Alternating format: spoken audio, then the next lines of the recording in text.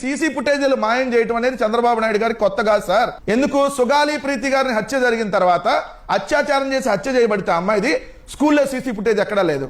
ఆధారాలు మొత్తం మాయం చేశారు.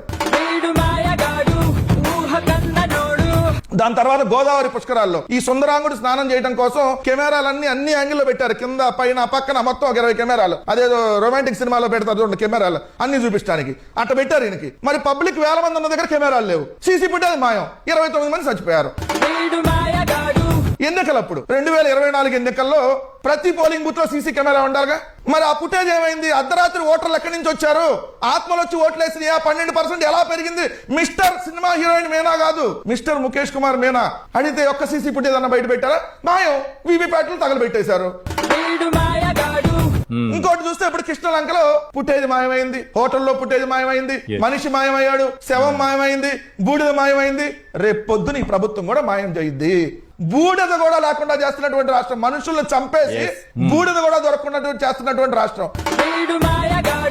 వాళ్ళెవడో ట్వీట్ పెట్టాడంట సినిమా హీరోయిన్, సినిమా హీరోనే హీరోలానే ఉంటాడులే, ఏపీ ఇన్ సేఫ్ హ్యాండ్స్ అని పెట్టాడంట. బాగా ఉందరా, బాగా సేఫ్ హ్యాండ్స్ లో ఉంది. బ్లడ్ బుక్ రాజ్యం నడుస్తుంది సార్ ఇక్కడ. రెడ్ బుక్ కాదు, బ్లడ్ బుక్ అనేటటువంటి దాంట్లో ఈ రోజు ఆంధ్రప్రదేశ్ రాష్ట్రం కబంధ హస్తాలతో, బ్లడ్ బుక్ కబంధ హస్తాల్లో బందీగా ఉంది.